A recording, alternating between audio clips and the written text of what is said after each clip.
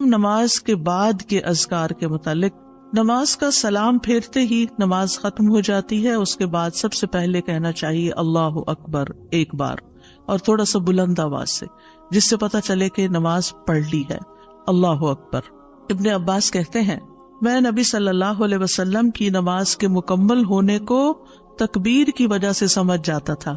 یعنی مثلا کوئی نفل پڑھ رہا ہے تو آپ کو نہیں پتہ چلتا کہ پڑھ چکا ہے یا نہیں، لیکن اگر اس نے بلند آواز سے کہہ دیا اللہ اکبر تو پتہ چل گیا کہ ہاں اس کی نماز مکمل ہو گئی ہے. کیوں اللہ اکبر کہیں؟ کہ اللہ ہر چیز سے بڑا. آپ دیکھیں ہم نے نماز کا آغاز کس سے کیا تھا؟ اللہ اکبر سے کیا تھا، اور نماز میں کئی بار ہم نے اللہ اکبر کہا، اور اب نماز کے اختتام پر بھی اللہ اکبر، رمضان کے اختتام پر بھی اللہ اکبر، یعنی اللہ کی تکبیر بیان کرنا. اللہ سبحانہ وتعالیٰ قرآن مجید میں فرماتے ہیں اتل ما اوحی الیک من الکتاب واقم الصلاۃ ان الصلاۃ تنہی عن الفحشاء والمنکر ولذکر اللہ اکبر واللہ یعلم ما تصنعون.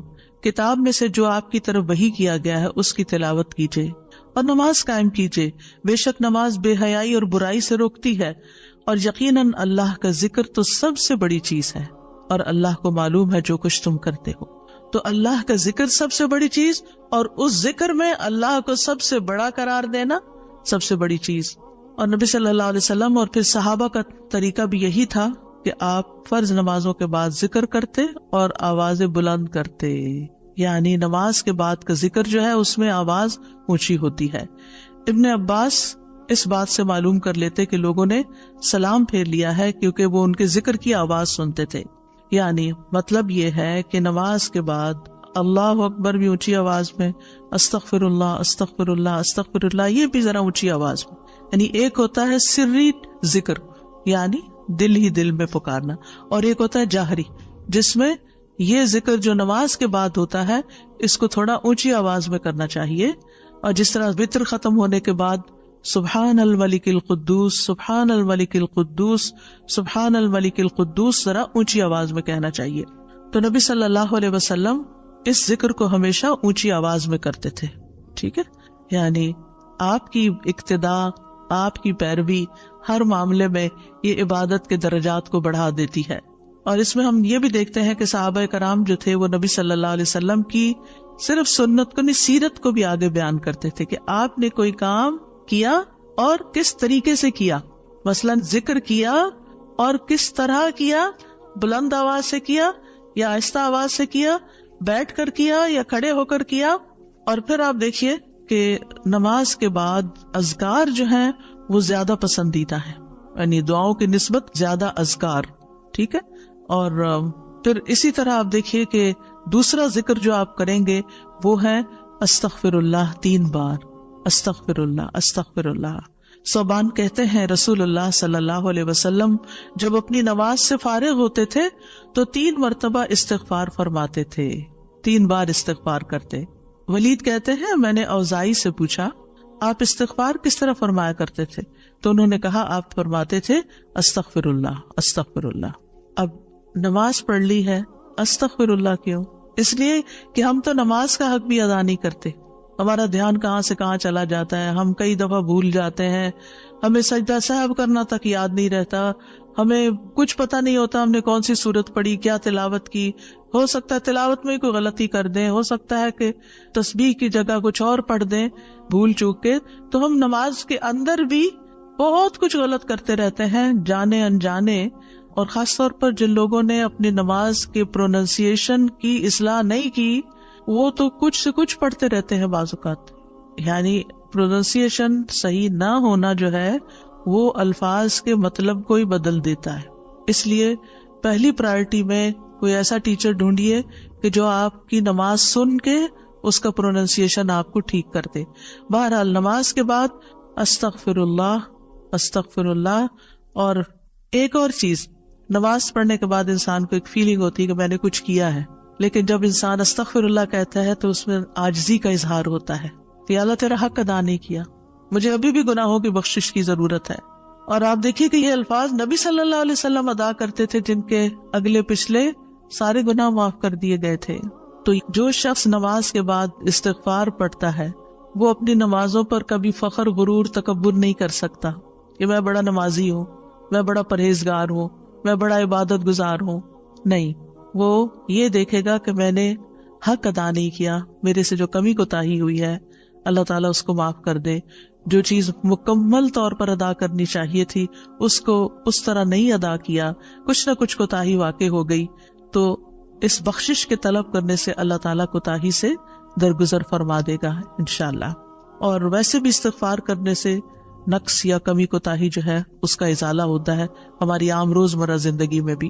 تیسرا ذکر، اب آپ دیکھ رہے ہیں یہ ذکر ہے، اللہ اکبر بھی ذکر ہے، استغفر اللہ بھی ذکر ہے، اور تیسرا یہ بھی ذکر ہے، اللہم انت السلام ومنک السلام تبارکت ذی الجلال والاکرام. اے اللہ تو سراپا سلامتی ہے اور تجھی سے سلامتی حاصل ہوتی ہے، تو بڑی برکتوں والا ہے اے جلال و اکرام والے.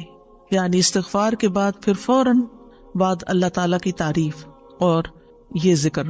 السلام جو ہے یہ اللہ تعالیٰ کے ناموں میں سے ایک نام ہے، جس کا مطلب یہ ہے کہ اللہ تعالیٰ ہر طرح کی آفات سے، عیبوں سے، ہر طرح کے نقص سے سلامت ہے. کوئی چیز اس کو نقصان نہیں دے سکتی، نہ لوگوں کی باتیں جو اللہ تعالیٰ کے خلاف کرتے ہیں، یا لوگوں کے گمان، یا لوگوں کی نافرمانیاں اور گناہ اور عبادت نہ کرنا، اللہ کا حکم نہ ماننا. اللہ تعالیٰ کو کوئی چیز نقصان نہیں دیتی، وہ سلامت ہے، اس کو کسی کی ضرورت ہی نہیں ہے. یہ جو کچھ ہم کرتے ہیں، ذکر ہو، عبادت ہو، یہ اپنے ہی فائدے کے لیے کرتے ہیں، اللہ تعالیٰ پر کچھ احسان نہیں ہے. تو ہم یہ کہتے ہیں اللہم انت السلام، کہ اللہ تعالیٰ آپ سراسر سلامتی ہیں اور آپ کا ہر فعل جو ہے وہ ظلم سے سلامت ہے، پاک ہے، ہر شر سے پاک ہے. آپ کی تقدیر، آپ کے فیصلے، ہر چیز سلامتی پر مبنی ہے. ومنک السلام، سلامتی تیری ہی طرف سے آتی ہے، یعنی تو ہی سلامتی دیتا ہے یا تو ہی سلامتی کو روک لیتا ہے. سلامتی کا مالک بھی تو ہی ہے، تو سلامت رکھے تو ہم سلامت ہیں. تو یہ تعلق اللہ تعالیٰ سے انسان اپنا ظاہر کرتا ہے، انسان اپنے رب کے بارے میں کیا سمجھتا ہے. تبارکتا، تبارکتا کا لفظ برکت سے ہے، جس کا مطلب ہوتا ہے کثرت سے کسی چیز کا بڑھنا اور قائم رہنا، یعنی تیری خیرات و برکات بہت زیادہ ہیں. ذل جلال والاکرام، اے عزت اور جلال والے. جلال کا مطلب ہے عظمت، بڑائی، اور اکرام کا مطلب ہے احسان. یعنی تو اپنے بندوں کو عزت و اکرام دیتا ہے، اپنے رسولوں کو، اپنے انبیاء کو اور اپنے صالح بندوں کو تو ہی عزت اور اکرام اور برکتیں عطا کرتا ہے. ساری نعمتیں تیری ہی طرف سے ہیں. اور یہ کتنا خوبصورت ذکر ہے جو ہم ہر نماز کے بعد کرتے ہیں، یا جو نہیں کر رہے انہیں لازماً کرنا چاہیے، کہ اللہ سبحانہ و تعالیٰ سے ہم اپنے اچھے گمان کا اظہار کرتے ہیں اور ایک طرح سے انڈائریکٹلی سلامتی اور برکت طلب بھی کرتے ہیں. آپ دیکھیے عموماً ہم جب کسی چیز کے اندر فائدہ دیکھتے ہیں تو ہم خیر اس سے وابستہ کر لیتے ہیں، یہ ہے تو کام ہوگا، یہ نہیں تو کام ہی نہیں ہوگا. مثلاً آپ کوئی قلم خریدتے ہیں اور اس سے لکھنا شروع کرتے ہیں اور آپ کو اچھا لگتا ہے، یا آپ اس سے جو لکھنا چاہتے تھے آرٹیکل یا کوئی چیز یا نوٹس اپنے تو بڑے اچھے لکھ پاتے ہیں، تو آپ کہنے لگتے ہیں یہ قلم بڑا مبارک ہے. ٹھیک ہے بھائی، قلم اچھا ہے، فائدہ دے رہا ہے آپ کو، لیکن اصل تو اللہ نے آپ کے لیے یہ وسیلہ بنایا کہ اس نے آپ تک یہ پہنچایا. تو اصل برکت اور خیر اور سلامتی کا منبع اللہ رب العزت کی ذات ہے. چیزوں کے ساتھ مت چمٹ جائیے اور ان پر اتنے ڈیپینڈنٹ نہ ہو جائے کہ اللہ کو بھول جائیں اور اللہ تعالیٰ کی نعمت اور اللہ تعالیٰ کا احسان یاد نہ کریں. تو اس لیے ہر نماز کے بعد ہم اس بات کا اقرار کرتے ہیں کہ ساری برکتیں تیری ذات سے ہیں یا رب، ساری سلامتی تیری طرف سے ہے یا رب، عزت اور اکرام تیری ہی طرف سے ہے یا رب، تو ہی جس کو چاہے اس پر احسان فرماتا ہے، لہٰذا ہم یہ سب کچھ تجھ سے ہی طلب کرتے ہیں. پھر آپ دیکھیے چوتھا ذکر ہے لا الہ الا اللہ وحدہ لا شریک لہ لہ الملک و لہ الحمد وہو علی کل شیء قدیر. یہ بھی آپ 3 بار پڑھ سکتے ہیں، یہ بھی ذکر ہے، یعنی 3 مرتبہ اللہ تعالیٰ کی توحید کا اقرار. مغیرہ بن شعبہ جو وحی کے کاتب تھے ان سے مروی ہے کہ معاویہ رضی اللہ عنہ نے مغیرہ کو لکھا کہ کوئی حدیث جو آپ نے رسول اللہ صلی اللہ علیہ وسلم سے سنی ہو وہ مجھے لکھ کر بھیجیں. راوی کہتے ہیں کہ مغیرہ رضی اللہ عنہ نے انہیں لکھا کہ میں نے آپ صلی اللہ علیہ وسلم سے سنا ہے آپ اپنی نماز سے فارغ ہونے کے بعد 3 مرتبہ یہ پڑھا کرتے تھے لا الہ الا اللہ وحدہ لا شریک لہ لہ الملک ولہ الحمد وہو علی کل شیء قدیر. سب سے پہلے توحید کا اقرار کہ اللہ ایک ہے، وہی الہ ہے، وہی خالق ہے، مالک ہے، رب ہے، معبود ہے. پھر اس بات کا انکار کہ کوئی اس کا شریک ہو، لا شریک لہ. اور پھر لہ الملک، بادشاہت بھی اسی کی ہے، معبود بھی وہی ہے، بادشاہ بھی وہی ہے، اور ایسا بادشاہ ہے وَلَهُ الْحَمْدُ کہ اس کی تعریف ہے. دنیا کے بادشاہوں کا حشر ہوتا دیکھا ہے آپ نے، ان کے ساتھ کیا کیا جاتا ہے. لیکن اللہ سبحانہ وتعالیٰ کی بادشاہت پر کوئی آنچ نہیں آتی، کوئی اس کو ہلا نہیں سکتا، کوئی اس کو نقصان نہیں دے سکتا، کوئی اس پر باتیں نہیں بنا سکتا، کوئی اس کا نقص نہیں نکال سکتا کہ اللہ تعالیٰ نے آسمان میں یہ کیا چیز بنا دی اور زمین میں کیا بنا دی. نہیں، وَلَهُ الْحَمْدُ، اسی کی ہے تعریف. یعنی ایسا بادشاہ کہ جو قابل تعریف ہے، اور ایسا بادشاہ کہ وَهُوَ عَلَى كُلِّ شَيْءٍ قدیر. دنیا کے بادشاہ انتہائی بے بس لاچار ہوتے ہیں، ان کے ہاتھ میں کچھ نہیں ہوتا، وہ انسانوں کے محتاج ہوتے ہیں، انسانوں کی خدمت کے، انسانوں کی مدد کے، انسانوں کے مال کے محتاج ہوتے ہیں. یہ بادشاہت کیا بادشاہت ہے جس کی ساری ڈیپینڈنسی لوگوں کے اوپر ہے. تو اصل بادشاہت تو اللہ کی ہے کہ جو ہر چیز پر پوری قدرت رکھتا ہے. تو آپ اس احساس کے ساتھ اگر اللہ تعالیٰ کا یہ ذکر کرتے ہیں تو آپ کا دل ایک سکون سے بھر جائے گا، ایک خوشی سے بھر جائے گا کہ میں ایسی ہستی کو جانتی ہوں، ایسی ذات کو جانتی ہوں کہ جو اتنی خوبیوں کی مالک ہے. کیونکہ یہ انسان کی فطرت میں ہے، انسان کی نفسیات میں ہے کہ وہ کسی چیز کی تعریف کر کے خوش ہوتا ہے. اور عام طور پر ہم صرف سامنے نظر آنے والی چیزوں کی تعریف کر کر کے خوش ہوتے رہتے ہیں، اور تھوڑے دن کے بعد وہ بھی خراب ہو جاتی، وہ تعریف بھی ساتھ ہی چلی جاتی ہے. انسان ہے تو مر جاتے ہیں، ان کے اعمال ہے تو ختم ہو جاتے ہیں، اور کبھی وہ اچھے ہوتے ہیں اور پلٹ بھی جاتے ہیں. وہ کہاں گئی تعریفیں؟ جوان ہے تو بڑھاپے میں ساری تعریفیں چلی گئی، مالدار تھے تو غریب ہوئے تو ساری تعریفیں چلی گئی. اسی طرح علم ہے اور جنون لاحق ہو گیا تو ساری تعریفیں چلی گئی، سب کچھ الٹ گیا.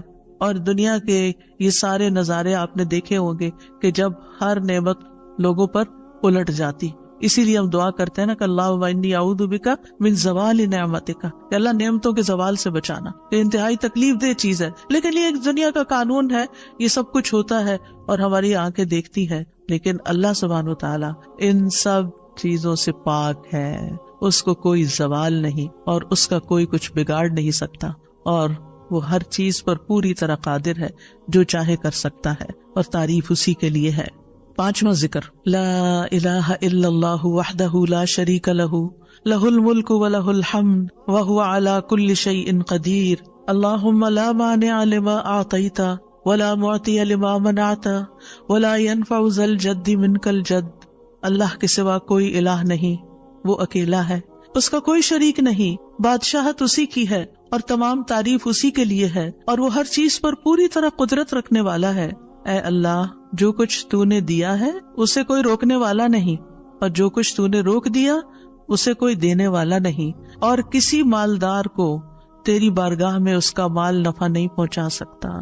ابتدا میں تو وہی اللہ کی توحید بیان ہوئی، اس کی بادشاہت اور اس کی حمد کا ذکر ہے اور اس کی قدرت کا ذکر ہے، اور اس کے بعد کہ جو اللہ نے دیا، جو وہ دینا چاہتا ہے اسے کوئی روک نہیں سکتا. یہاں بھی آپ دیکھیں، مانگ کچھ نہیں رہی، یہ ذکر ہے، یہ دعا نہیں، یہ کیا ہے؟ ذکر ہے. اور جو کچھ تو نے روک دیا کوئی دے ہی نہیں سکتا، اور سارے ہی مالدار فقیر ہیں، اور خاص طور پر تیرے سامنے فقیر ہیں. یا ایھا الناس انتم الفقراء الی اللہ واللہ هو الغنی الحمید. اے لوگو، تم سب اللہ کے فقیر ہو، اللہ کے محتاج ہو، اور اللہ ہی غنی، مالدار اور وہی قابل تعریف ہے. واللہ هو الغنی الحمید. ٹھیک ہے. نبی صلی اللہ علیہ وسلم جب سلام پھیرتے تھے تو یہ دعا پڑھا کرتے تھے یا یہ ذکر کیا کرتے تھے. اور اس میں آپ دیکھیے کہ یہ جو عقیدہ ہے نا کہ اللہ روکے تو کوئی دے نہیں سکتا، یہ انسان کو بڑا اطمینان دے دیتا ہے. اگر کوئی چیز، کوئی خیر آپ کی طرف آنے سے رکی ہوئی ہے تو وہ اللہ ہی نے روکی ہوئی ہے، آپ پر رحمت کی وجہ سے. بدگمان نہ ہو، اس سے کسی وجہ سے رکی ہوئی ہے. آپ کسی کی کوئی اچھی چیز دیکھتے ہیں، کسی کا مینشن دیکھتے ہیں تو سوچتے ہیں کتنا خوش قسمت ہے، کتنے بڑے گھر میں رہتا ہے. کسی کے پاس فراری دیکھتے ہیں تو آپ کہتے ہیں واہ کتنا خوش قسمت ہے. لیکن آپ کو نہیں پتا کہ یہی چیزیں اس کے لیے کتنی بڑی آزمائش بنی ہوئی ہیں، آپ نہیں جانتے. اور اگر اللہ نے آپ کو نہیں دی تو آپ کو بہت سے شر سے محفوظ رکھا. تو اللہ کا روکنا بھی خیر کا باعث ہوتا ہے یہ سبق پکا کر لیں کہ جب اللہ تعالیٰ کوئی چیز نہیں دیتا یا دیر سے دیتا ہے یا روک لیتا ہے اور کوئی چارہ نہیں ہوتا، آپ کہتے ہیں میری کوئی دعا قبول نہیں ہو رہی، میرا کوئی طریقہ کام نہیں آ رہا، تو اس میں بھی کوئی خیر ہوتی ہے، کیونکہ جو اللہ نے مقدر میں لکھا ہے وہ پہنچ کے رہے گا۔ کوئی روک نہیں سکتا جو تو دے، اور کوئی دے نہیں سکتا جو تو روک لے، اور جسے اللہ نے آپ کے مقدر میں لکھا ہے وہ آپ تک آئے گا ہی آئے گا۔ سورۃ فاطر میں اللہ تعالیٰ فرماتے ہیں ما یفتح اللہ للناس من رحمت فلا ممسک لها وما یمسک فلا مرسل له من بعده وهو العزیز الحکیم۔ جو کچھ اللہ لوگوں کے لیے رحمت میں سے کھول دے اسے کوئی بند کرنے والا نہیں، اور جو وہ بند کر دے اس کے بعد اسے کوئی کھولنے والا نہیں۔ حدیث میں آتا ہے ما اصابک لم یکن لیخطئک وان ما اخطأک لم یکن لیصیبک، جو کچھ تمہیں پہنچا وہ تم سے خطا ہونے والا نہیں تھا، اور جو نہیں ملا وہ ہرگز ملنے والا نہیں تھا۔ قرآن مجید میں سورۃ الرعد میں اللہ تعالیٰ فرماتے ہیں وَإِذَا أَرَادَ اللَّهُ بِقَوْمٍ سُوءًا فَلَا مَرَدَّ لَهُ، جب اللہ کسی قوم کے ساتھ برائی کا ارادہ کر لیتا ہے تو اس کو کوئی پھیرنے والا نہیں، کوئی سپر پاور اس ملک کی مدد نہیں کر سکتی اگر اللہ نے اس کے لیے جنگ کا فتنہ یا کسی اور طرح کی کوئی آزمائش لکھی ہے۔ یہ اللہ کے فیصلے ہوتے ہیں، یا اللہ نے کسی قوم کو تباہ کرنے کا فیصلہ کر لیا ہو تو کوئی اس کو روک نہیں سکتا۔ لہٰذا ہمیں اللہ پر ہی بھروسہ کرنا چاہیے، اور ہر حال میں ایسی پریشان کن باتوں پر اللہ تعالیٰ ہی کی طرف رجوع کر لینا چاہیے۔ یاد رکھیے اگر کوئی چیز نہیں ملی تو اللہ تعالیٰ کو الزام مت دیں، اللہ تعالیٰ سے ناراض نہیں ہو، اللہ تعالیٰ سے بدظن نہیں ہو، یہ روکنا اس کی رحمت ہے۔ انسان اگر ان دو جملوں پر ایمان لے آئے تو پھر اس کا مکمل بھروسہ اللہ کی ذات پر ہو جائے گا، وہ رزق کے بارے میں اللہ پر ہی توکل کرے گا، نقصان کو دور کرنے اور بھلائی کو پانے کے لیے اللہ پر ہی بھروسہ کرے گا، وہ اللہ کو اپنے لیے کافی سمجھے گا۔ یعنی جہاں کہیں دل چھوٹا ہوا، جہاں کہیں کوئی پریشانی آئی، کہتے حسبی اللہ و نعم الوکیل، اللہ کار ساز یعنی کام بنانے والا اللہ ہی میرے لیے کافی ہے، وہ میرا کام بنائے گا، وہ میری مشکل آسان کرے گا۔ تو یہ توحید ربوبیت اور الوہیت پر مشتمل جملے ہیں۔ ابن تیمیہ کہتے ہیں یہ حدیث دو عظیم اصولوں پر مشتمل ہے۔ نمبر 1 توحید ربوبیت، اور وہ ہے جسے اللہ دینا چاہے اسے کوئی روک نہیں سکتا، اور جسے وہ روک دے اسے کوئی نہیں دے سکتا، بس بندہ اللہ ہی پر توکل کرتا ہے اور اسی سے مانگتا رہتا ہے، کیونکہ دینا جو اس نے ہے، تو پھر کسی اور سے کیوں مانگے گا، کسی اور سے توقع لگا کے کیوں بیٹھ جائے گا، کسی اور کے در پہ کیوں جائے گا، اس کو پتا ہے صرف اللہ ہی نے کرنا ہے جو کرنا ہے۔ اس سے عقیدہ توحید پکا ہوتا چلا جاتا ہے کہ صرف اللہ ہی نے کرنا ہے۔ اور توحید الوہیت ولا ينفع ذا الجد منک الجد، عام طور پر انسان یہ سمجھتا ہے میرے پاس مال ہے مجھے کوئی مشکل نہیں، یعنی جب کوئی کام سامنے آتا ہے نا تو فوراً دیکھتا ہے کتنا ہے بینک میں، کتنا کیش رکھا ہے، کیا ہے میرے پاس، کتنی پراپرٹی ہے، یعنی فوراً انسان کا دماغ گھوم کے اس طرف چلا جاتا ہے نا بہت ہے، انف ہے، کام ہو جائے گا۔ اللہ چاہے گا تو ہوگا، صرف آپ کے مال سے کچھ نہیں ہوتا، آپ سارا لگا دیں بزنس میں پورا لاس ہو سکتا ہے، پھر بتائیے آپ کے مال نے آپ کو کیا فائدہ دیا، کچھ نہیں ہو سکتا جب تک اللہ نہ چاہے۔ مال بھی جب فائدہ دیتا ہے جب اللہ چاہتا ہے، اولاد بھی جب فائدے کی ہوتی ہے جب اللہ چاہتا ہے، کسی انسان سے فائدہ صرف اس وقت پہنچتا ہے جب اللہ چاہتا ہے۔ آپ نے دیکھا ہوگا کتنے ہی اچھے سے اچھے لوگ ہوتے ہیں ہر وقت کام آنے والے، ایک وقت ایسا آتا ہے وہ ایسے بےچارے مجبور ہوتے ہیں کہ ان کو نہ کرنی پڑتی ہے کہ بھائی سوری یہ نہیں کر سکتے، کیونکہ سب کچھ ان کے اختیار میں نہیں ہے، سب کچھ ان کے بس میں نہیں ہے۔ اسی طرح انسان کے پاس بعض اوقات کوئی عہدہ ہوتا ہے، انفلوئنس ہوتا ہے، وہ سمجھتا ہے یہ عہدہ ہے میرے پاس میں سب کچھ کر سکتا، نہیں کر سکتے۔ آپ نے دیکھا ہوگا دنیا کے بڑے بڑے ملکوں کے جو حکمران ہوتے ہیں کتنے بے بس ہوتے ہیں، کچھ بھی نہیں ہوتا ان کے ہاتھ میں، اپنی تقدیر نہیں بنا سکتے، اپنا فائدہ نہیں کر سکتے۔ اور پھر آپ دیکھیے کہ اللہ سبحانہ وتعالیٰ دنیا اسے بھی دیتا ہے جس سے وہ محبت کرتا ہے، اور اسے بھی دیتا ہے جس سے وہ محبت نہیں کرتا۔ لیکن یاد رکھیے ایمان اس کو دیتا ہے، دین کی سمجھ اس کو دیتا ہے جس سے وہ محبت کرتا ہے۔ وَمَن يُرِدِ اللَّهُ بِهِ خَيْرًا يُفَقِّهُ فِي الدِّينِ، دنیا تو سب کے پاس، مومن مسلم کافر سب کے پاس ہو سکتی ہے، دنیا کے بڑے بڑے فائدے ہر ایک کو مل سکتے ہیں، لیکن دین اس کو ملتا ہے جس سے اللہ محبت کرتا ہے۔ لہٰذا انسان کو اللہ ہی کی طرف رغبت کرنی چاہیے، اور کبھی بھی اپنے مال پہ، اپنے جاہ پہ، اپنے ریسورسز پہ، اپنی قوتوں پر، اپنے علم پر کبھی بھروسہ نہیں کرنا چاہیے کہ یہ میرے لیے کچھ بنائیں گے اور ان کی وجہ سے میں آگے بڑھ جاؤں گا اور ان کی وجہ سے میرا بہت فائدہ ہوگا. کہ اللہ فائدہ لائے گا نا، ان میں سے کوئی ایک چیز بھی آپ کے پاس نہیں ہوگی تو آپ کا کام بن جائے گا. اور اگر فائدہ نہیں دینا نا اللہ نے ان ساری چیزوں کے ہوتے ہوئے، کئی دفعہ لوگ کہتے ہیں ہر چیز ہے میرے پاس لیکن پھر بھی میرا یہ مسئلہ حل نہیں ہوتا، معلوم نہیں کیوں رکاوٹ آ گئی، اور پھر وہ غلط سوچنا شروع کر دیتے ہیں فلاں کی بندش ہے، فلاں کی نظر ہے، فلاں نے یہ کر دیا. نہیں، نفع اور نقصان دونوں اللہ کے ہاتھ میں. نہ کسی کی نظر آپ کو نقصان دے سکتی ہے، نہ کسی کا جادو آپ کو نقصان دے سکتا ہے، نہ کسی کا حسد آپ کو نقصان دے سکتا ہے اگر اللہ نہ چاہے. لہٰذا اسی سے دعا کرتے رہیں اور جو پروٹیکشن کی دعائیں اس نے سکھائی ہیں وہ پڑھتے رہیں اور باقی بھروسہ اللہ کی ذات پر کریں. پھر چھٹا ذکر ہے لا الہ الا اللہ وحدہ لا شریک لہ لہ الملک ولہ الحمد وہو علی کل شیء قدیر لا حول ولا قوة الا باللہ لا الہ الا اللہ ولا نعبد الا ایاہ لہ النعمۃ ولہ الفضل ولہ الثناء الحسن لا الہ الا اللہ مخلصین لہ الدین ولو کرہ الکافرون. اللہ کے سوا کوئی الہ نہیں، وہ اکیلا ہے، اس کا کوئی شریک نہیں، بادشاہت اسی کی ہے اور تمام تعریف اسی کے لیے ہے، اور وہ ہر چیز پر پوری طرح قدرت رکھنے والا ہے، اور گناہ سے بچنے کی طاقت اور نیکی کرنے کی طاقت اللہ کے سوا کوئی دینے والا نہیں. اللہ کے سوا کوئی الہ نہیں، ہم صرف اسی کی عبادت کرتے ہیں، اسی کی ساری نعمتیں ہیں، اسی کا سارا فضل ہے اور اسی کے لیے خوبصورت تعریف ہے. اللہ کے سوا کوئی الہ نہیں، ہم اسی کے لیے دین میں اخلاص رکھنے والے ہیں اگرچہ کافر ناپسند کریں. ابن زبیر سلام پھیر کر ہر نماز کے بعد یہ کہتے، اور راوی کہتے ہیں کہ انہوں نے کہا کہ رسول اللہ صلی اللہ علیہ وسلم ہر نماز کے بعد ان کلمات کے ساتھ تحلیل کیا کرتے تھے، یعنی اللہ تعالیٰ کی حمد و ثنا بیان کرتے تھے. یہ بھی کیا ہے نماز کے بعد کا ذکر. اور اس میں آپ دیکھیے لا الہ الا اللہ وحدہ کے علاوہ لا حول ولا قوة الا باللہ، لا حول ولا قوة الا باللہ، کہ کوئی پھیرنے کی قوت یعنی کسی برائی کو نقصان کو دور کرنے کی اور اسی طرح کوئی فائدہ حاصل کرنے کی قوت اللہ ہی کے پاس ہے. کسی گناہ سے دور ہونے اور کسی نیکی کے کرنے کی ہمت طاقت اللہ ہی کے پاس ہے. تو یہ لا حول ولا قوة الا باللہ بہت فائدہ دیتا ہے اور اس کی کثرت کرنے کو کہا گیا ہے. اور لا الہ الا اللہ ولا نعبد الا ایاہ، ہم صرف اسی کی عبادت کرتے ہیں. لہ النعمۃ ولہ الفضل ولہ الثناء الحسن، نعمت بھی اور فضل بھی اور اچھی تعریف سب اللہ ہی کے لیے ہے، اور ہم مخلص ہو کر اللہ کی عبادت کرتے ہیں. مخلصین لہ الدین لا الہ الا اللہ ولو کرہ الکافرون، اگرچہ کافر ناپسند کریں، ان کو ہماری توحید اچھی نہ لگے، لیکن پھر بھی ہم صرف ایک اللہ ہی کو مانتے ہیں. ساتویں چیز ہے تسبیحات. سبحان اللہ 33 بار، الحمدللہ 33 بار اور اللہ اکبر 33 بار، اور 34ویں بار لا الہ الا اللہ وحدہ لا شریک لہ لہ الملک ولہ الحمد وہو علی کل شیء قدیر.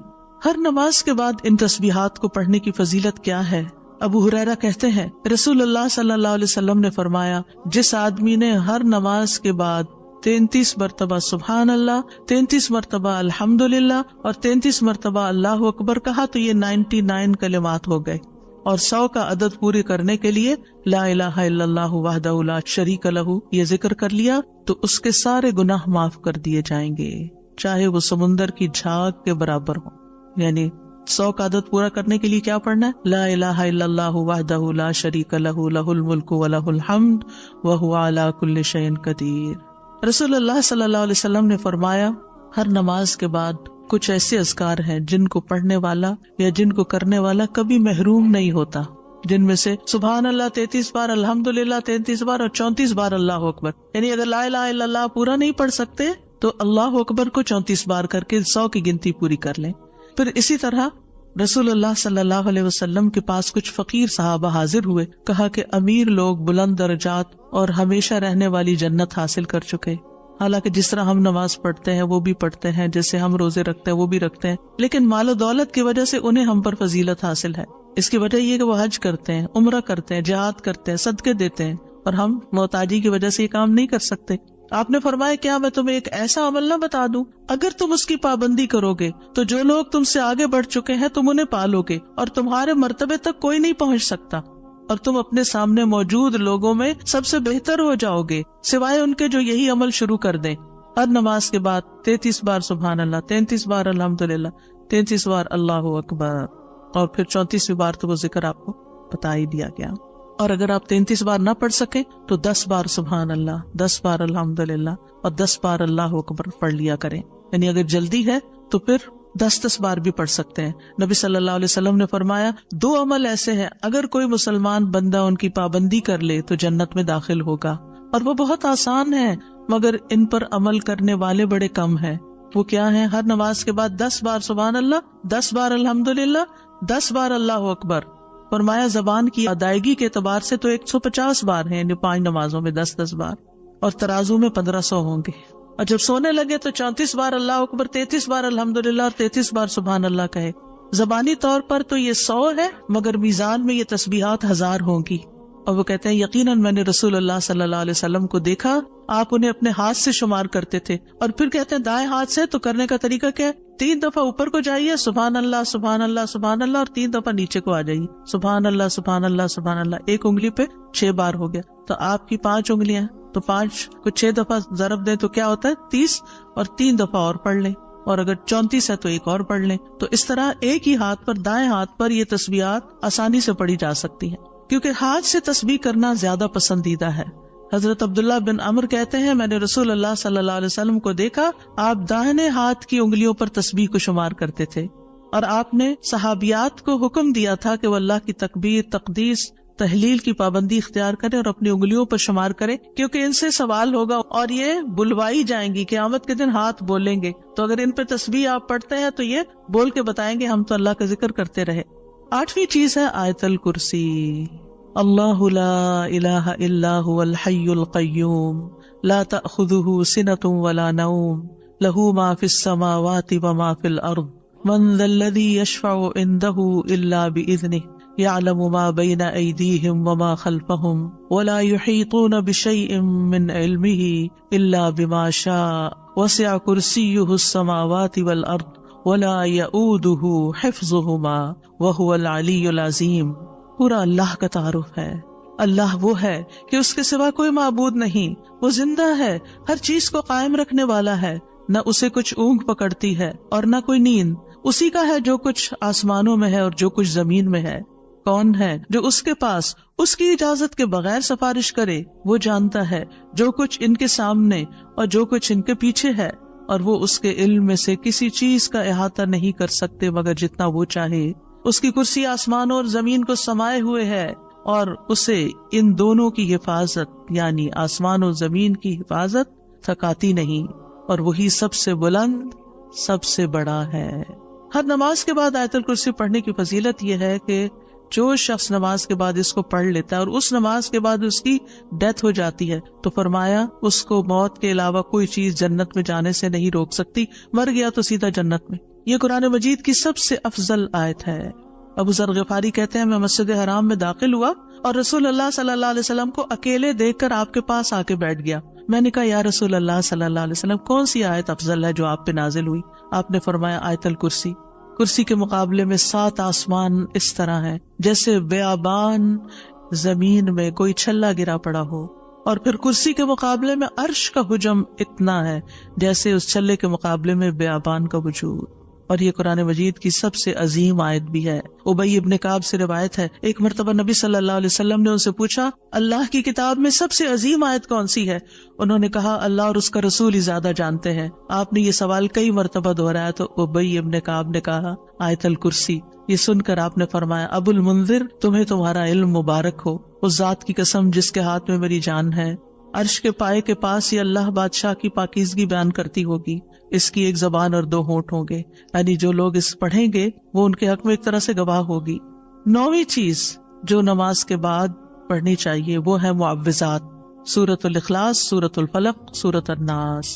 پہلی سورت میں اللہ تعالیٰ کی توحید بیان ہوئی ہے، دوسری سورت میں انسان کو پناہ مانگنے کے لیے کہا گیا ہے، کہہ دیجئے میں مخلوق کے رب کے پناہ پکڑتا ہوں اس چیز کے شر سے جو اس نے پیدا کی، اور اندھیری رات کے شر سے جب وہ چھا جائے، اور گروہ میں پھونکنے والیوں کے شر سے، اور حسد کرنے والے کے شر سے جب وہ حسد کرے۔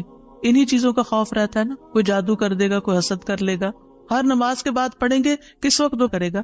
اس کو تو آپ موقع ہی نہیں دے رہے کہ وہ جادو کرے۔ یا آپ سے حسد کرے. ہر 2 نمازوں کے بیچ میں جو کوئی ایسا فتنہ فساد آیا اس کا ازالہ ہوتا چلا جائے گا. عقبہ بن عامر کہتے ہیں کہ رسول اللہ صلی اللہ علیہ وسلم نے مجھے حکم دیا تھا کہ میں ہر نماز کے بعد معوذات پڑھا کروں، یعنی یہ تینوں صورتیں پڑھا کروں. 10ویں چیز ہے ربی اعنی علی ذکرک و شکرک و حسن عبادتک، اللہ کے ذکر، اس کے شکر اور اچھی عبادت پر اللہ کی مدد مانگنا. معاذ بن جبل کہتے ہیں کہ رسول اللہ صلی اللہ علیہ وسلم نے میرا ہاتھ پکڑا اور فرمایا اے معاذ، اللہ کی قسم میں تم سے محبت کرتا ہوں. کتنے خوش قسمت تھے معاذ رضی اللہ عنہ. میں نے عرض کیا یا رسول اللہ صلی اللہ علیہ وسلم، میں بھی آپ سے محبت کرتا ہوں. تو رسول اللہ صلی اللہ علیہ وسلم نے فرمایا تم پابندی سے ہر نماز میں یہ دعا مانگا کرو، رب اعنی علی ذکرک و شکرک و حسن عبادتک. معاذ رضی اللہ عنہ جو ہیں 33 سال کی عمر میں امواس کے تعاون میں شہید ہو گئے تھے. He was only 33 years old. ان کا مقام کیا تھا؟ آپ کی بشارت کے مطابق وہ جنت میں علماء کے قائد ہوں گے، یعنی علماء امت کے جو عالم ہیں ان کو جنت کی طرف لیڈ کر رہے ہوں گے. کس وجہ سے آپ صلی اللہ علیہ وسلم نے ان سے محبت کا اظہار کیا؟ علم کی وجہ سے. علم کے حریص تھے اور نیکی کے کاموں میں آگے اور اتنی چھوٹی عمر میں عین جوانی کے وقت فوت بھی ہو گئے اور کتنا بڑا درجہ اور مقام پا گئے. ہمیں آج تک یہ سمجھ نہیں آتی کہ کون سے کام ایسے کریں کہ جس سے اللہ کی محبت ملے، جس سے اللہ کا قرب نصیب ہو اور جس سے ہمیں رسول اللہ صلی اللہ علیہ وسلم کی محبت اور آپ کی شفاعت نصیب ہو. تو یہ ایک دعا ہے ان دعاؤں میں سے جو آپ نے خاص طور پر حضرت معاذ کا ہاتھ پکڑ کے قسم کھا کے محبت کا اظہار کر کے آپ کو یہ دعا سکھائی. چند لفظ ہیں، کیا ہمارے لیے یہ پڑھنا بھی مشکل ہے؟ پھر ہم اپنے لیے اس دنیا سے کیا کما رہے ہیں؟ اگر ہمیں اتنی بھی توفیق نہیں کہ نماز کے بعد ٹک کے یہ 4 کلمے پڑھ لیں تو پھر ہماری نمازیں کیا ہے؟ ہم نے کیا مانگا اللہ سے؟ ہم تو دنیا کی اور آخرت کی خیر سے محروم ہو گئے. اور یہ دعا آپ دیکھیے اللہم سے بھی شروع ہوتی ہے اور ربی سے بھی شروع ہوتی ہے. دونوں کا ایک ہی تقریباً مطلب ہے، ایک میں الوہیت ہے اور ایک میں ربوبیت ہے. یعنی میں اللہ سے درخواست کرتا ہوں کہ اے اللہ مجھے اپنے ذکر پر، اور ذکر میں قرآن، نماز، تحلیل، تسبیح، استغفار، درود، سب چیزیں شامل ہیں، اللہ مجھے توفیق دے. اور پھر وہ شکر کی بھی توفیق دے. اور آپ دیکھیے کہ جب ہم دعا مانگتے ہیں نا کہ اللہم انی علی ذکرک، تو مطلب یہ ہے کہ ہماری زبان جو ہے وہ آپ کی اطاعت کرتی رہے، وہ کلمات بولتی رہے جس سے آپ کا ذکر ہوتا رہے. یعنی ایک تو ہے یہ مسنون اذکار ان کا پڑھنا، اور ایک یہ ہے کہ اللہ تعالیٰ کی نعمتوں کا ذکر کرنا، اللہ تعالیٰ کے احسانات کا ذکر کرنا، اللہ تعالیٰ کی قدرت کی نشانیوں کا ذکر کرنا، اللہ کے فضل کا ذکر کرنا. وَأَمَّا بِنِعْمَةِ رَبِّكَ فَحَدِّثْ، یہ بھی ذکر ہے. آپ اپنے بچوں کے ساتھ بات کر رہے ہیں اور اللہ تعالیٰ کے بارے میں کوئی بات کر رہے ہیں، دین کے بارے میں کوئی بات کر رہے ہیں، تو یہ بھی ذکر میں شمار ہو. تو اللہ مجھے توفیق دے، اللہ میری مدد کر. کیونکہ ہمارے پاس وقت بھی ہوتا ہے، ہمارے پاس صلاحیت بھی ہوتی ہے، لیکن ہم توجہ نہیں کرتے، ہم کرتے نہیں ہے کام، کیونکہ توفیق نہیں ہوئی نا. تو ہر نماز کے بعد، چونکہ فرض کے بعد دعا قبول ہوتی ہے، تو یہ دعا مانگنے کو کہا گیا. اور بعض کہتے ہیں اس کو سلام پھیرنے سے پہلے بھی پڑھ سکتے ہیں، جیسے ربی جعلنی پڑھتے ہیں. یا اور کل جو میں نے آپ کو دعائیں بتائی تھی آخر میں نماز کے اختتام پر سلام سے پہلے، وہ سب مسنون اذکار تھے. لیکن علماء نے اس کے علاوہ جیسے رب جعلنی مقیم الصلاۃ، یہ نبی صلی اللہ علیہ وسلم نے نہیں سکھائی ہمیں کہ نماز کے بعد ضروری یہی پڑھی جائے. لیکن علماء نے کہا کہ جیسے اللہ کی حمد و ثنا ہوتی ہے تشہد میں، پھر اس کے بعد درود شریف ہے، اور پھر اس میں والدین اور اولاد دونوں کے لیے دعا ہے، تو یہ پڑھ لیں. اس کے علاوہ جو چاہے قرآنی اور مسنون دعا یہاں بیٹھ کے پڑھیں، کیونکہ نماز کے اندر دعا مانگنا نماز کے بعد کی دعا سے افضل ہے. قبولیت کے زیادہ چانسز ہیں جس سے اکثر لوگ غافل ہیں. سلام پھیرنے سے پہلے اللہم انی اسألک الجنۃ واعوذ بک من النار 3 دفعہ یہ پڑھ لیں. جو آپ کا دل چاہے پڑھیں، بس اردو میں نہیں، عربی میں یاد کریں کچھ دعائیں، قرآنی دعائیں، مسنون دعائیں اس وقت پڑھتے رہیں. تو پھر دوسرا ہے وہ شکر. شکر کہاں سے ادا ہوتا ہے؟ زبان سے بھی ہوتا ہے، لیکن اس کا اصل مقام دل ہے، وہ دل سے اٹھتا ہے. ذکر کی بات کر کے ہم نے کہا کہ اللہ ہماری زبان کو اپنی اطاعت کی توفیق دے، اور شکر کی بات کر کے ہم نے کہا کہ اللہ ہمارے دل کو اپنے ذکر کی توفیق دے، اپنی یاد کی توفیق دے اور شکر ادا کرنے کی توفیق دے. یعنی میں ساری ظاہری اور باطنی نعمتوں پر اللہ کا شکر ادا کرنے کی توفیق مانگتا ہوں. یہ مطلب ہے اس دعا کا. زبان کا شکر کیا ہے کہ بندہ اللہ کی نعمتوں کا ذکر کرتا ہے، اور اعضاء سے شکر کیا ہے کہ بندہ اللہ کی اطاعت کے کام کرتا ہے. کیونکہ اللہ تعالیٰ نے آل داؤد کو کیا کہا تھا؟ اعملوا آل داؤد شکرا وقلیل من عبادی الشکور. اے داؤد کے گھر والو شکر ادا کرنے کے لیے عمل کرو، اور میرے بندوں میں کم ہی شکر گزار ہیں. اللہ کا شکوہ ہے بندوں سے، کم ہی شکر گزار. کیوں؟ اس لیے کہ شیطان نے کہا تھا وَلَا تَجِدُ أَكْثَرَهُمْ شَاكِرِينَ کہ انسانوں کی اکثریت کو آپ شکر کرنے والا نہیں پائیں گے. اور وَلَقَدْ صَدَّقَ إِبْلِيسُ ظَنَّهُ ابلیس نے اپنا گمان سچ پایا کہ بندوں کو شکر سے ہٹا دیا. تو شکر کی توفیق مل جائے تو پھر شکر ادا کیا جائے، اور یہ شکر کا سلسلہ تو کہیں ختم ہوتا ہی نہیں، کیونکہ اتنی نعمتیں ہیں کہ ہم گن ہی نہیں سکتے. ابن رجب کہتے ہیں کہ دین میں یا دنیا میں اللہ کی ہر نعمت جو بندے کو حاصل ہوتی ہے اس میں نعمت کا شکر ادا کرنے کی ضرورت ہوتی ہے. پھر جو شکر کی توفیق ملتی ہے اس پر بھی شکر ادا کرنے کی ضرورت ہے، یعنی شکر پر بھی شکر، یہ ایک اور نعمت ہے، اس میں دوبارہ شکر ادا کرنے کی ضرورت ہے. پھر دوبارہ شکر کیا تو ایک اور نعمت مل گئی، اب کیا ہے ایک اور دفعہ شکر کریں، اور یہ سلسلہ ہمیشہ جاری رہتا ہے. یعنی شکر کا سلسلہ کبھی ختم نہیں ہونا چاہیے، شکر کرتے ہی چلے جائیں. وحسن عبادتک اور اپنی خوبصورت عبادت کی توفیق عطا فرما. اور خوبصورت عبادت اسی وقت ہو سکتی ہے جب اس میں اخلاص ہو اور نبی صلی اللہ علیہ وسلم کی اتباع ہو، اطاعت ہو. اطاعت اعضاء سے کی جاتی ہے، یعنی ہمارے اعضاء، ہاتھ پاؤں، ہمارا جسم یہ عبادت میں مشغول ہوتا ہے. بعض اوقات ہم ڈھیروں عبادت کر لیتے، ڈھیر سارے نفل پڑھ لیتے، بہت کچھ کر لیتے، لیکن اس کو کوئی کوالٹی نہیں ہوتی. یہاں یہ نہیں کہا گیا کہ کثیر عبادتک، یہاں کیا کہا گیا؟ حسن عبادتک، کہ اللہ خوبصورت عبادت کی توفیق دے. امام ابن تیمیہ کے بارے میں آتا ہے کہ جب وہ قید ہوئے تو اپنے سجدوں میں یہ دعا پڑھا کرتے تھے، اللہم اعنی علی ذکرک و شکرک و حسن عبادتک، کیونکہ اللہ کی توفیق کے بغیر ہم یہ کام نہیں کر سکتے. جس کی زندگی میں ذکر آ گیا، جس کی زندگی میں شکر آ گیا، اور جس کی زندگی میں خوبصورت عبادت آ گئی، وہ خوش قسمت ترین انسان ہے، اس کو سبھی کچھ مل گیا. اور جو ان چیزوں سے محروم ہے پھر ہر خیر سے محروم ہے، چاہے دنیا کی قارون جیسی دولت اس کے پاس کیوں نہ ہو، پوری دنیا اس کی فین ہو، اس کی تعریفیں کرے اور اس کی فدائی شدائی ہو، کوئی فائدہ نہیں ہے.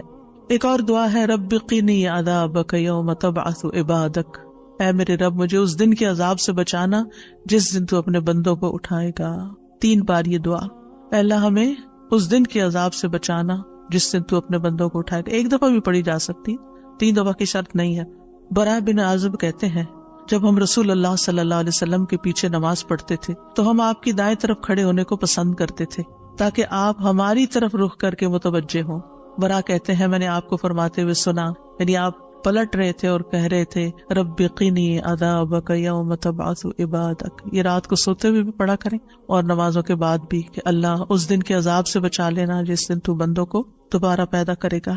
13 اللہم اغفر لی ما قدمت وما اخرت وما اسررت وما اعلنت وما اسرفت وما انت عالم به منی انت المقدم وانت المؤخر لا الہ الا انت. اے اللہ میرے وہ گناہ بخش دے جو میں پہلے کر چکا، جو میں نے بعد میں کیے، اور جو چھپے ہوئے کیے اور جو ظاہر میں کیے، اور جو میں حد سے بڑھا رہا اور وہ جن سے تو مجھ سے زیادہ باخبر ہے.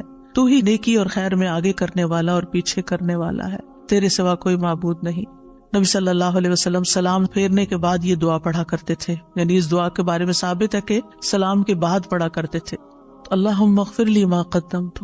بات یہ ہے کہ جو نیک لوگوں کی نیکیاں ہوتی ہیں وہ مقربین کے گناہ شمار ہوتے ہیں، یعنی ان کا سٹینڈرڈ اور ہائی ہوتا ہے نا، ان کی کوالٹی اور اچھی ہوتی ہے. تو اس لیے نبی صلی اللہ علیہ وسلم کے گناہ کوئی نہیں تھے کہ جس کے لیے آپ بخشش مانگتے تھے. ایک تو ہمیں سکھانے کے لیے، اور دوسرا یہ ہے کہ نیکیوں میں سے جو کم درجے کی نیکیاں ان پر بھی. وما اخرت، اور جو عبادت مجھ سے تاخیر ہوئی، کوتاہی ہوئی، جو میں نے لیٹ کی، جس کا حق ادا نہیں کیا. وما اسررت، جو میں نے چھپایا، جو میرے دل میں وسوسے اور خیالات آئے. بعض اوقات نماز کے اندر وسوسے آنا شروع ہو جاتے ہیں، یا اللہ تو اس کو بھی معاف کر دے. وما اعلنت، اور جو میں نے ظاہراً کیے، یعنی وہ اقوال افعال جو سب کے سامنے، لوگوں کے سامنے کوئی بری مثال پیش کی. یعنی یہ نبی صلی اللہ علیہ وسلم کے نہیں، یہ ہمارے لیے کہ ہم بعض اوقات ایسی بات کر جاتے ہیں، ایسا کام کر جاتے ہیں جو دوسروں کو پٹ آف کر دیتا ہے نیکی کے کاموں سے، یا ان کو دین سے ہٹا دیتا ہے، یا اور اسی طرح کی غلطیاں ہم کرتے ہیں.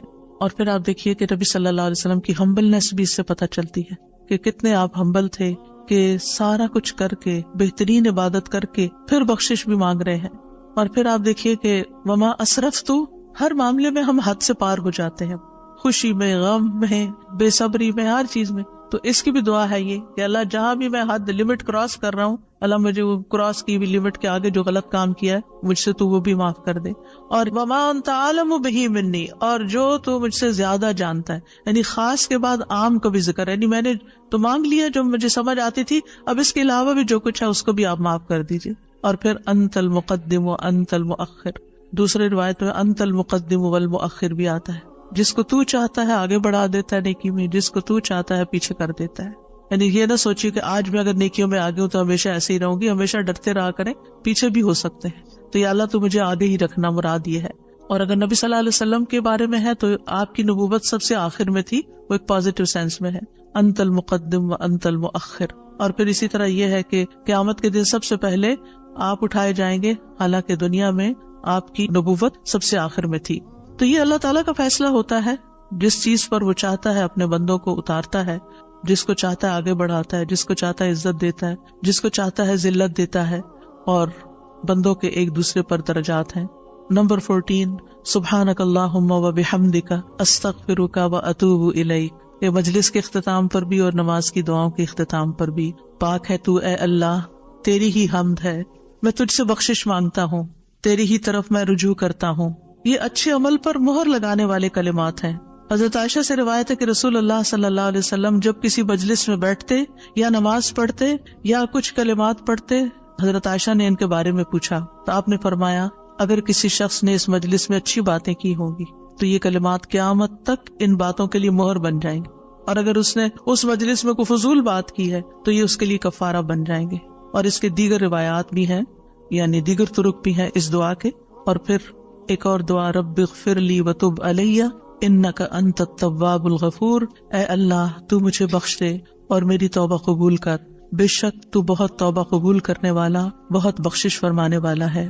فجر اور مغرب کی نماز کے بعد کا خاص ذکر، لا الہ الا اللہ وحدہ وحدہ لا شریک لہ، لہ الملک ولہ الحمد یحیی ویمیت وہو علی کل شیء قدیر.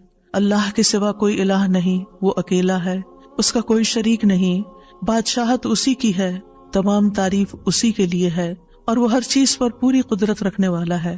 اور سلام کے بعد تشہد کی حالت میں اگر آپ بیٹھے بیٹھے یہ ذکر کرتے ہیں، یعنی مصلی سے اٹھنے سے پہلے یہ ذکر کرتے ہیں، تو نبی صلی اللہ علیہ وسلم نے فرمایا جس نے نماز مغرب اور صبح کی نماز کے بعد اتحیات میں اٹھنے سے پہلے اپنی ٹانگ کو دوہرا کیے ہوئے، یعنی جس پوزیشن میں آپ بیٹھے اسی پوزیشن میں بیٹھے بیٹھے 10 بار یہ ذکر کیا، اللہ تعالیٰ اس کے لیے 10 نیکیاں لکھ لیتا ہے، 10 گناہ اس سے دور کر دیتا ہے، 10 درجے اس کے بلند کر دیتا ہے.